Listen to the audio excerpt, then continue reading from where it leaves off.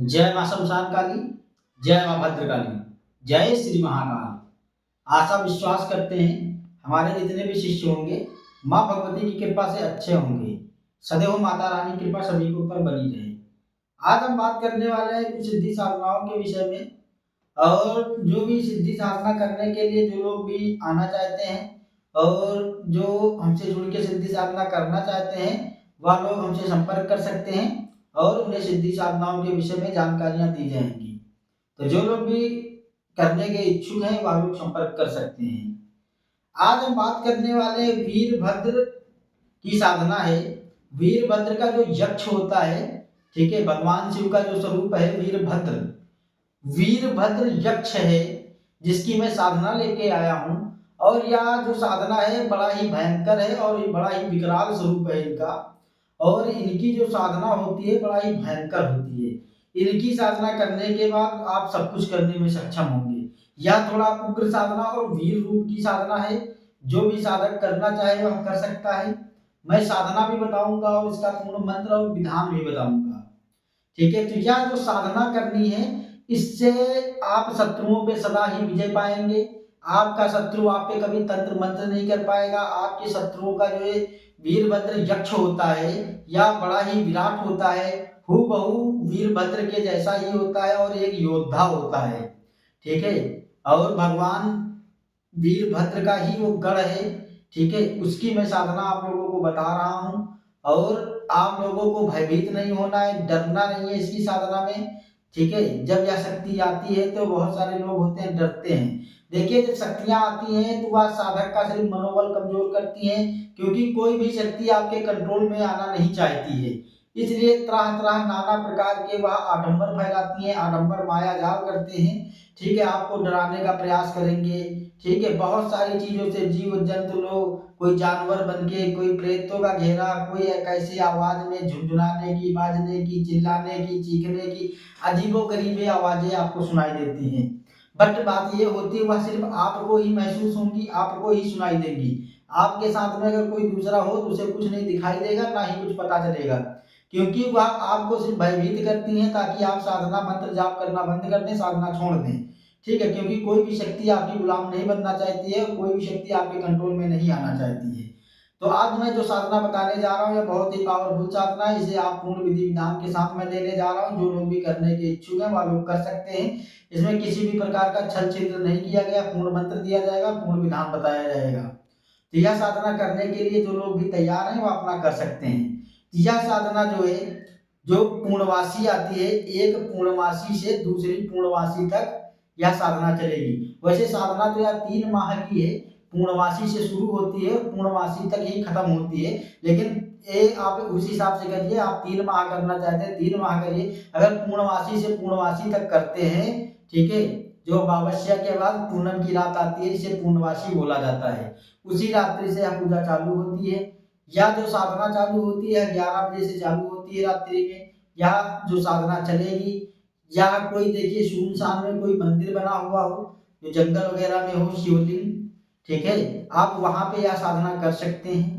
अगर ऐसा नहीं हो पा रहा है तो आप कोई मंदिर में शिवलिंग जहाँ पे बना हुआ हो, देखिए सुनसान में कोई, जो गांव देहातों में मंदिर होते हैं तो आप देखेंगे वहां कोई नहीं रहता है, सन्नाटा रहता है।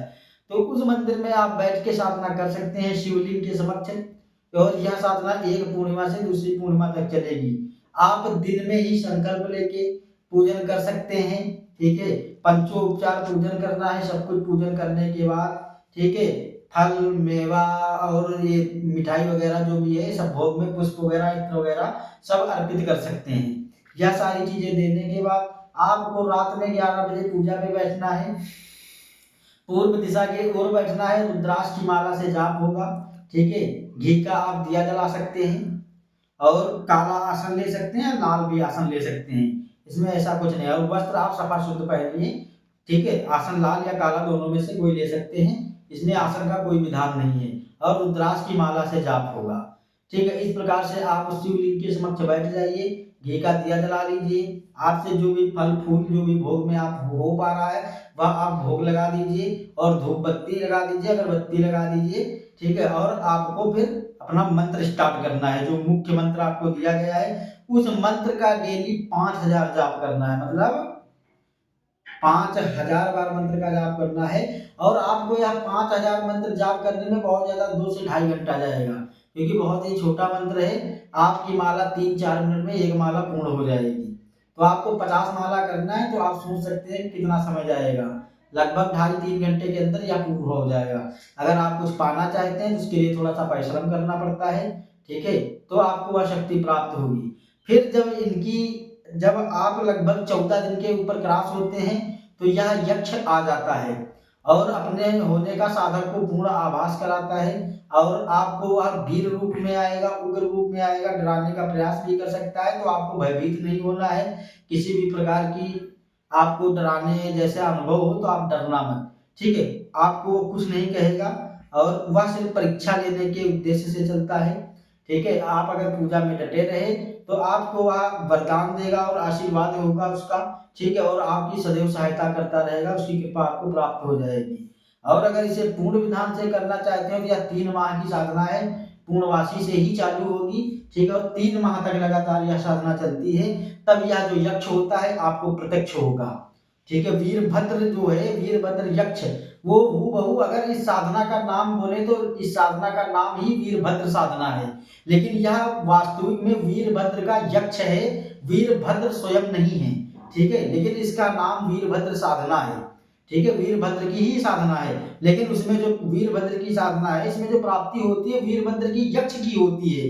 जो भगवान शिव के विराट रूप वीरभद्र जी हैं उनका ही यक्ष है वो, ठीक है। उस यक्ष की प्राप्ति होगी आपको और वह बड़ा ही शक्तिशाली, सब काम करने में सक्षम होता है।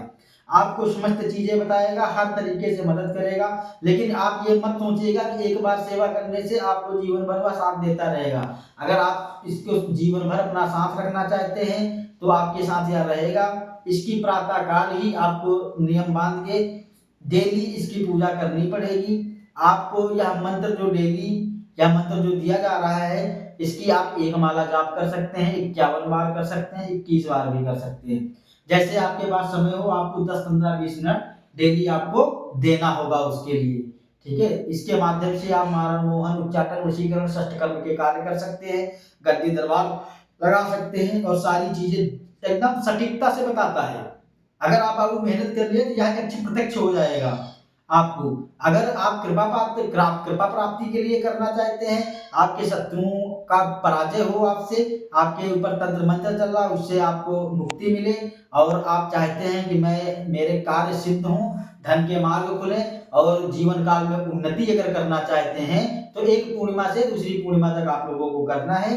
वह सारे सुख आपको सदा ही प्राप्त होने लगेंगे, क्योंकि सब कुछ करने में और सब कुछ देने में सक्षम है यह यक्ष, ठीक है। तो जो लोग भी करना चाहते हैं वह कर सकते हैं। आप लोगों को विधि विधान सारा बता दिया गया है, मंत्र सहित आप लोगों को बताया गया है, ठीक है। और आप लोगों को मंत्र डिस्क्रिप्शन बॉक्स में मिल जाएगा, आप लोग अपना मंत्र लेके सिद्धि साधनाएं कर सकते हैं, ठीक है। और इसमें किसी रक्षा घेरे की या किसी आसन कीलन की जरूरत नहीं होती है, क्योंकि यह सब करने की आपको कोई आवश्यकता नहीं है, ठीक है। तो जो लोग भी करना चाहते हैं वह लोग कर सकते हैं, जो लोग हमसे संपर्क करना चाहते हैं संपर्क भी कर सकते हैं, गुरु दीक्षा लेना चाहते हैं गुरु दीक्षा ले सकते हैं, हमसे जुड़ सकते हैं। दूसरी चीज ये है, किसी को स्केलिंग करवानी है, अपने बारे में जानना है, पूछा लेना है, तंत्र मंत्र से पीड़ित है किसी भी कारण से, भूत बाधा, प्रेत बाधा, तंत्र मंत्र से वह पीड़ित है तो वह भी संपर्क कर सकता है, उसका निवारण किया जाएगा, ठीक है। हमारे धाम से आप लोग जुड़िए, आप लोगों का स्वागत है। जय मां शमशान काली, जय मां भद्रकाली, जय श्री महाकाल।